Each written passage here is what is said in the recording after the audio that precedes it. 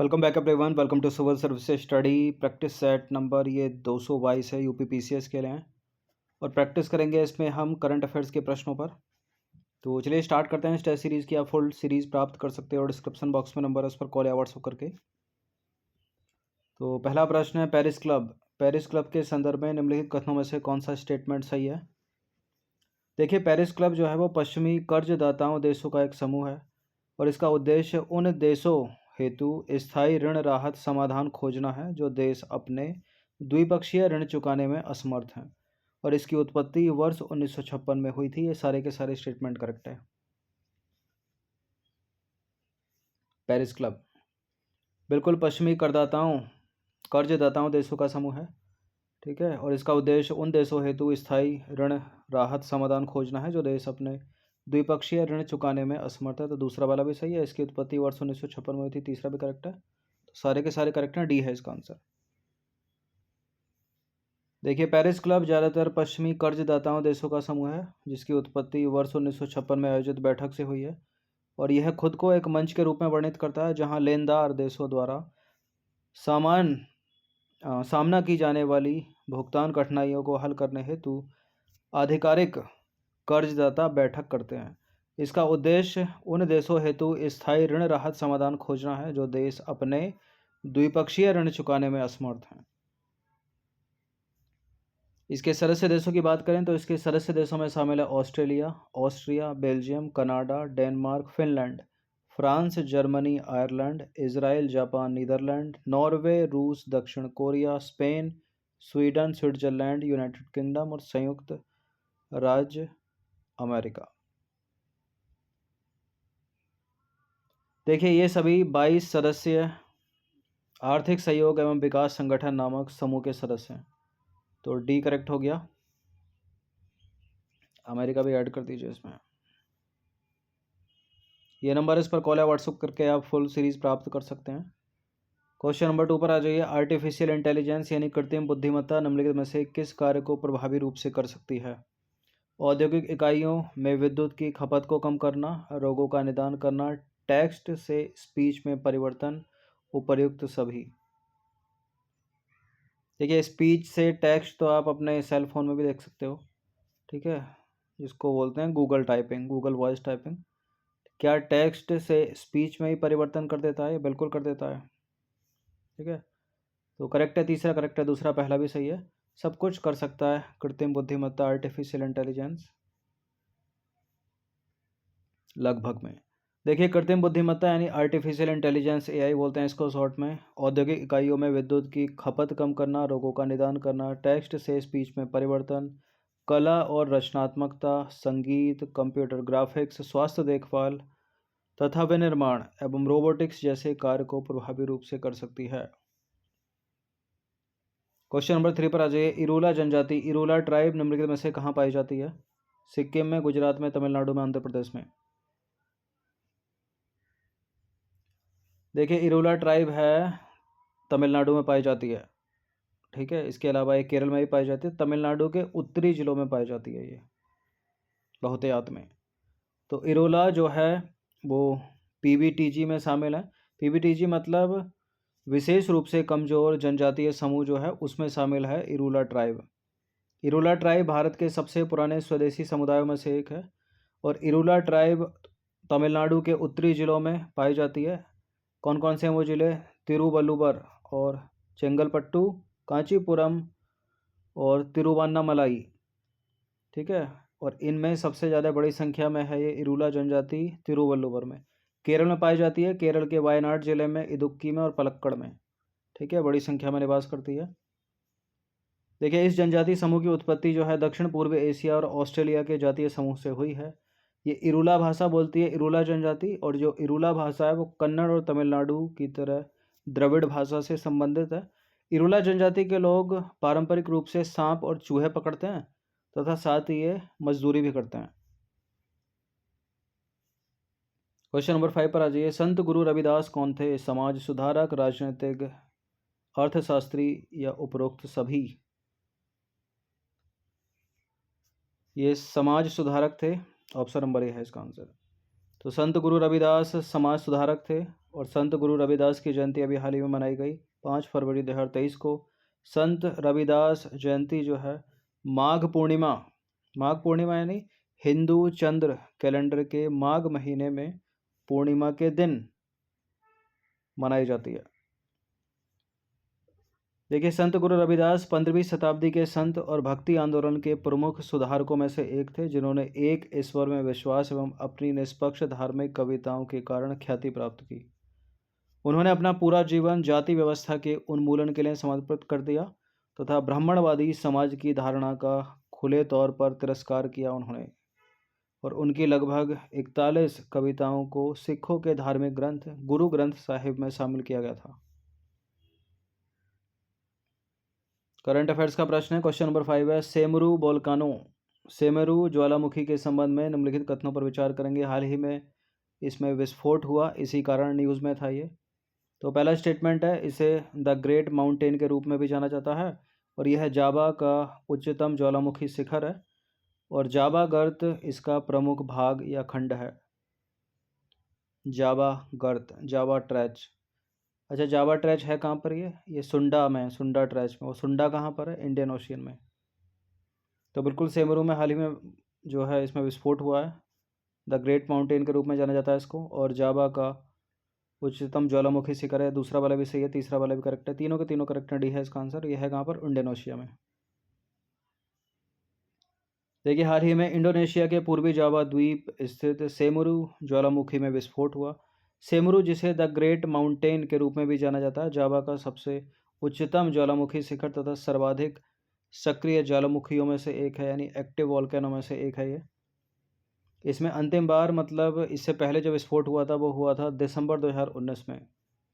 Indonesia की बात करें तो इंडोनेशिया विश्व के सक्रिय ज्वालामुखियों की सबसे सर्वाधिक, ठीक है, संख्या होने के साथ साथ इसके पैसिफिक रिंग ऑफ फायर यानी परिप्रशांत अग्निवलय में अवस्थित होने के कारण यहाँ जो है भूकंपीय उथल पुथल का भी खतरा बना रहता है इंडोनेशिया में।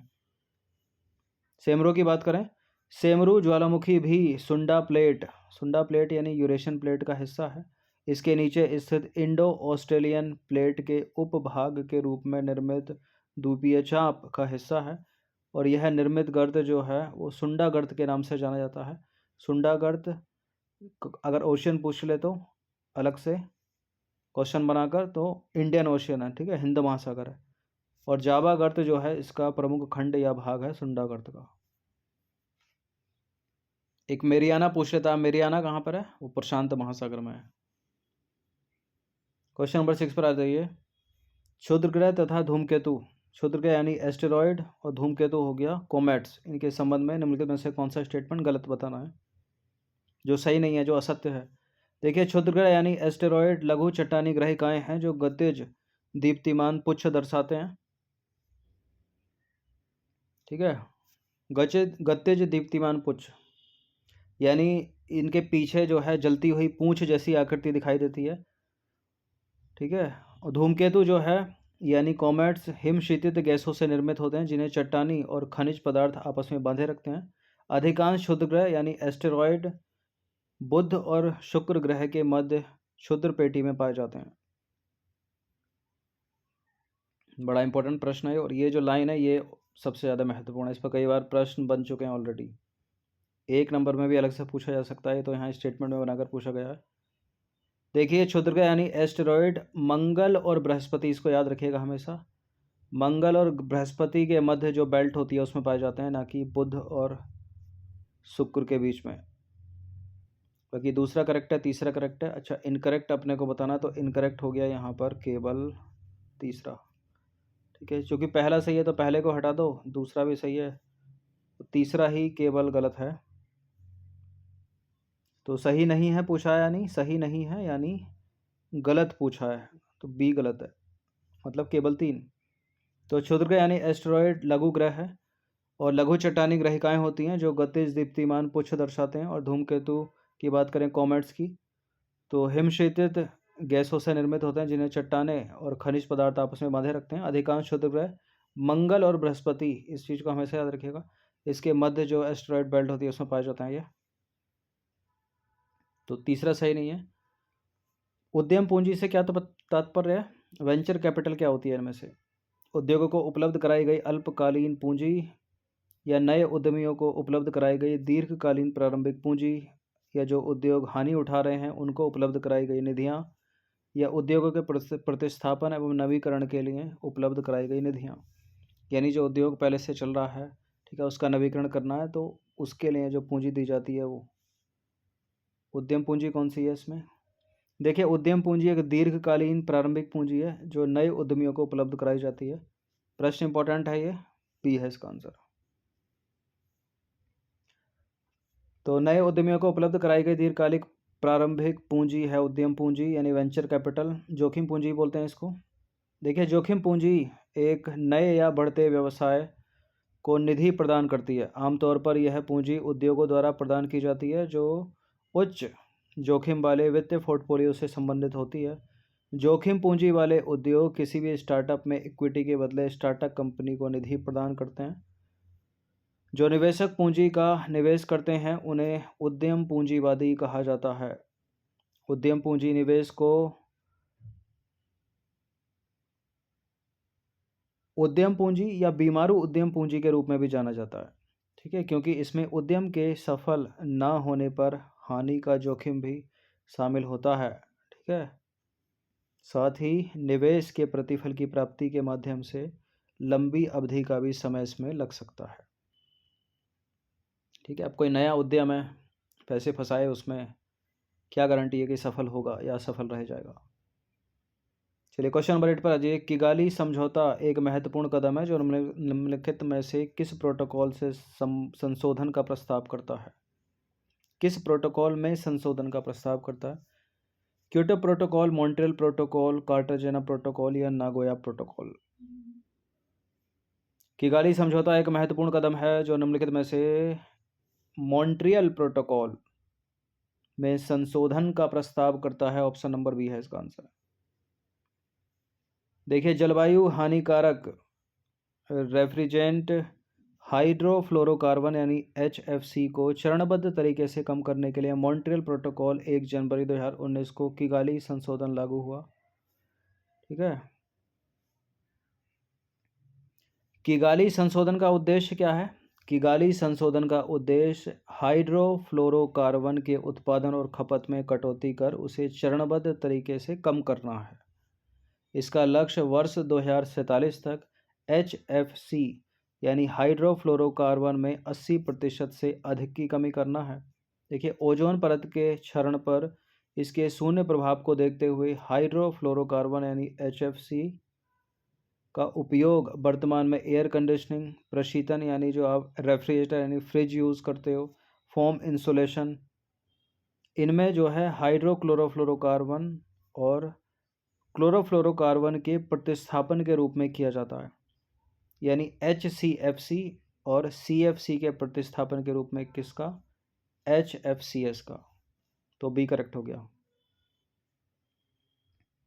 क्वेश्चन नंबर 9 पर आ जाइए। क्वेश्चन नंबर 9 है अंतर्राष्ट्रीय अक्षय ऊर्जा एजेंसी यानी international renewable energy agency arena के बारे में निम्नलिखित में से कौन सा स्टेटमेंट जो है गलत है, सही नहीं है, उसको देखना है।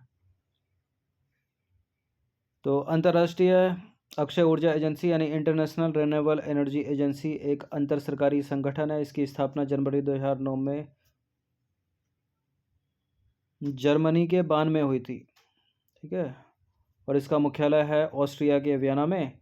और वर्तमान में इसके सदस्य देशों की संख्या 164 है और भारत इसका 77वां संस्थापक सदस्य देश है। कौन सा इसमें इनकरेक्ट है? देखिए, पहला तो करेक्ट है और इसकी स्थापना 2009 में जर्मनी के बान में। दूसरा भी करेक्ट है, तीसरा भी करेक्ट है, हाँ सॉरी, चौथा भी करेक्ट है, तीसरा वाला इनकरेक्ट है। इसका हेडक्वार्टर गलत लिखा है। इसका मुख्यालय है संयुक्त अरब अमीरात में, ना कि ऑस्ट्रिया में। तो अंतर्राष्ट्रीय अक्षय ऊर्जा एजेंसी एक अंतर्राष्ट्रीय संगठन है जिसे आधिकारिक तौर पर जनवरी 2009 में वान जर्मनी में स्थापित किया गया था। तो पहला दूसरा स्टेटमेंट करेक्ट हो गया। और वर्तमान में इसके सदस्य देशों की संख्या 164 है और भारत इसका 77वां संस्थापक सदस्य देश है। तो चौथा वाला स्टेटमेंट भी करेक्ट हो गया। तीसरा वाला स्टेटमेंट जो है वो इनकरेक्ट होगा क्योंकि इसका मुख्यालय ऑस्ट्रिया के वियना में ना होकर संयुक्त अरब अमीरात के अबू धाबी में स्थित है। ठीक है।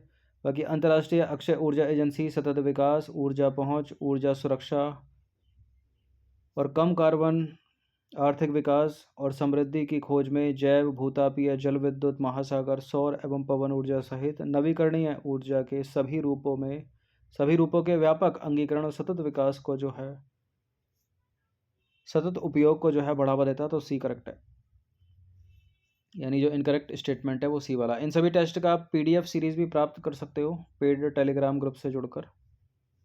ठीक है, ये नंबर इस पर कॉल या व्हाट्सअप करके आप जुड़ सकते हैं। चलिए क्वेश्चन नंबर 10 पर आ जाइए। क्वेश्चन नंबर 10 है एनआईए के बारे में विचार करना और कौन सा स्टेटमेंट सही होगा एनआईए से संबंधित। और चार स्टेटमेंट है यहाँ पर। एनआईए यानी नेशनल इन्वेस्टिगेटिंग एजेंसी यानी राष्ट्रीय सुरक्षा एजेंसी, इसका मुख्यालय नई दिल्ली में स्थित है और इसे राज्यों से विशेष अनुमति के बिना राज्यों में आतंकवाद से संबंधित अपराधों की जांच करने का अधिकार है। इसका गठन राष्ट्रीय जांच एजेंसी अधिनियम 2008 के तहत किया गया था और इसका वास्तविक नाम राष्ट्रीय अन्वेषण अभिकरण है, मतलब हिंदी नाम देखा जाए तो। एनआईए, देखिए एनआईए परमिशन लेती है केंद्रीय गृह मंत्रालय से और उसके बाद एक बार परमिशन मिल गई तो बिना किसी राज्य की अनुमति के बिना, विशेष अनुमति के बिना किसी राज्य में आतंकवाद की जांच कर सकती है ये। तो दूसरा वाला स्टेटमेंट करेक्ट है और हेडक्वार्टर भी इसका नई दिल्ली में सही है। और इसका गठन राष्ट्रीय जांच एजेंसी अधिनियम 2008 के तहत किया गया था, ये भी करेक्ट है। और वास्तविक नाम यानी हिंदी में इसको बोलते हैं राष्ट्रीय अन्वेषण अभिकरण। तो सारे के सारे करेक्ट हो गए, इसलिए डी है इसका आंसर। जैसे उसको केंद्रीय अन्वेषण ब्यूरो बोलते हैं, विजिलेंस को। तो इसका वास्तविक नाम राष्ट्रीय अन्वेषण अभिकरण है, जिसे आमतौर पर राष्ट्रीय जांच एजेंसी यानी एनआईए, नेशनल इन्वेस्टिगेशन एजेंसी के नाम से जाना जाता है। इसका गठन हुआ था राष्ट्रीय जांच एजेंसी अधिनियम 2008 के तहत और यह निम्नलिखित मामलों में अपराधों की जांच और अभियोग चलाने की केंद्रीय एजेंसी है। कौन कौन से? भारत की संप्रभुता, सुरक्षा एवं अखंडता, राज्यों की सुरक्षा, विदेशी राज्यों के साथ मैत्रीपूर्ण संबंध को प्रभावित करने वाले अपराध, परमाणु और परमाणु प्रतिष्ठानों के विरुद्ध अपराध, उच्च गुणवत्ता युक्त नकली भारतीय मुद्रा की तस्करी हो रही हो, यह अंतर्राष्ट्रीय संधियों, समझौतों, अभिसमों और संयुक्त राष्ट्र व इसकी एजेंसियों तथा अंतर्राष्ट्रीय संगठनों के प्रस्तावों का कार्यान्वयन करती है और इसका उद्देश्य भारत में आतंकवाद का मुकाबला करना भी है और यह केंद्रीय आतंकवाद विरोधी कानून प्रवर्तन एजेंसी के रूप में काम करती है। इसका हेडक्वार्टर जो है वो नई दिल्ली में स्थित है। इसकी कुछ शाखाएं हैं भारत के अलग अलग राज्यों के अलग अलग शहरों में, जैसे कि हैदराबाद में, गुवाहाटी में, कोच्चि में, लखनऊ में, मुंबई में, कोलकाता में, रायपुर में और जम्मू में। यानी आंध्र प्रदेश के हैदराबाद में हो गई, असम के गुवाहाटी में हो गई, केरल के कोच्चि में हो गई, उत्तर प्रदेश में आ जाइए तो लखनऊ में, महाराष्ट्र में मुंबई में, पश्चिम बंगाल में कलकत्ता, ठीक है, और रायपुर हो गया छत्तीसगढ़ का, और जम्मू कश्मीर का जम्मू हो गया। दूसरा वाला स्टेटमेंट की लाइन यही है, एनआईए यानी नेशनल इन्वेस्टिगेशन एजेंसी को केंद्रीय गृह मंत्रालय की लिखित उद्घोषणा के तहत राज्यों से विशेष अनुमति के बिना राज्यों में आतंकवाद से संबंधित अपराधों की जांच करने का अधिकार है। ठीक है, ये बात कौन से स्टेटमेंट में लिखी थी? ये बात लिखी थी दूसरे वाले स्टेटमेंट में। ठीक है, तो सारे के सारे करेक्ट हो जाते हैं, इसमें डी है इसका आंसर। तो 10 प्रश्न ऐड किए गए थे, इंपॉर्टेंट है, इनकी प्रैक्टिस 1 से 2 बार कर लीजिएगा। एक लाइक कर सकते हो आप, टेस्ट पसंद आता है तो। हर दिन प्रैक्टिस करते रहिए। धन्यवाद।